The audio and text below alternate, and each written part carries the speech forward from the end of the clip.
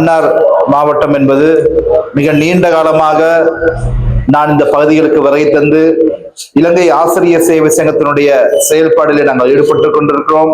எங்களுடைய தோழர் முருகவேல் அவர்கள் மிக நீண்ட காலமாக எங்களுடைய இலங்கை ஆசிரியர் சேவை சங்கத்துடன் இணைந்து பல்வேறுபட்ட பணிகளை, பல போராட்டங்களை கடந்த காலங்களிலே முன்னெடுத்து அதிபர் ஆசலுடைய சம்பள உயர்வுக்காக பல்வேறுபட்ட செயல்பாடுகளிலே ஈடுபட்டார் என்பது வெளிப்படையான உண்மை. எனவே அன்பார்ந்த தோழர்களே, தோழியர்களே, இன்று நாட்டிலே பாரிய ஒரு அரசியல் மாற்றம் ஏற்பட்டிருக்கிறது. அதுதான் இதுவரை காலமும் ஆட்சி அதிகாரம் ஒரு சிலரின் கைகளில் மாத்திரம்தான் இருந்தது. உயர்ந்த வர்க்கம் என்று கூறிக்கொள்ளுகின்ற அந்த வர்க்கத்தினிடம் மட்டும்தான் ஆட்சி அதிகாரம் காணப்பட்டது. 2024ஆம் ஆண்டு நடைபெற்ற ஜனாதிபதி தேர்தலிலே இந்நாட்டிலே தமிழ், சிங்கள, முஸ்லிம் அனைத்து மக்களும், இந்த நாட்டிலே சாதாரண மக்களிடம் இந்த ஆட்சி அதிகாரத்தை இலங்கை வரலாற்றில் முதல் முறையாக ஒப்படைத்திருக்கிறார்கள். இன்று நாட்டில் ஜனாதிபதியாக ஒரு விவசாயினுடைய மகன் இன்று நாட்டிலே ஜனாதிபதியாக இருக்கிறார். இன்று பாராளுமன்றத்திலே இதுவரை வரலாற்றில் வழங்கப்படாத மிகப்பெரிய அதிகாரத்தை தேசிய மக்கள் சக்தியிடம் கிட்டத்தட்ட 159 ஆசனங்களை மக்கள் வழங்கி இருக்கிறார்கள். மிகப்பெரிய அதிகாரம். சிலர் கேட்கலாம், இன்று அரசாங்கத்தை மாற்றிருக்கிறோம், ஜனாதிபதியை தெரிவு செய்ய இருக்கின்றோம், அரசாங்கம் மாறி 3 மாதங்கள் ஆகிவிட்டன, ஏன் இன்னும் திருடர்களை சிறையில் அடைக்கவில்லை என்று கேட்கிறார்கள். நாங்கள் தனிப்பட்ட ரீதியாக எந்த அரசியல்வாதிகள் மீதும் எங்களுக்கு கோபம் கிடையாது.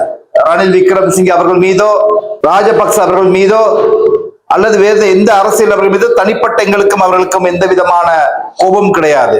அவருடைய ஆட்சி காலத்திலே இந்த நாட்டினுடைய சொத்துக்கள் சூறையாடப்பட்டன, மக்களுடைய நிதி தவறான முறையிலே பயன்படுத்தி அதன் மூலமாக அவர்கள் சொத்துக்களை குவித்தார்கள், கொலை கலாச்சாரத்திலும் ஈடுபட்டார்கள். கடந்த காலத்திலே ஆட்சி காலத்திலே அவர்கள் விசாரிக்கப்படாமல் முடக்கப்பட்டிருந்தது, சாட்சிகள் அளிக்கப்பட்டிருந்தது. இன்றுதான் இந்த ஆட்சியிலே எல்லா விதமான குற்றச்செயலுடைய விசாரணை சரியான முறையிலே நடைபெற்றுக் கொண்டிருக்கிறது.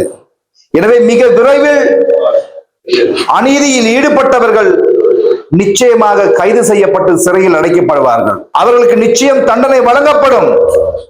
தேசிய மக்கள் சக்திக்கு மக்கள் எந்த அடிப்படையில் ஆணையை வழங்கினார்களோ, எந்த நம்பிக்கை அடிப்படையில் ஆட்சியை வழங்கினார்களோ, அதிலிருந்து ஒரு துளியளவும் நாங்கள் பின்வாங்க போவதில்லை. எனவே மக்கள் எதிர்பார்த்த உண்மையான மாற்றத்தையும் ஆட்சியும் தேசிய மக்கள் சக்தி மக்களுக்கு வழங்கும் என்பதை நான் நேரத்தில் கூறிக்கொள்ள விரும்புகிறேன்.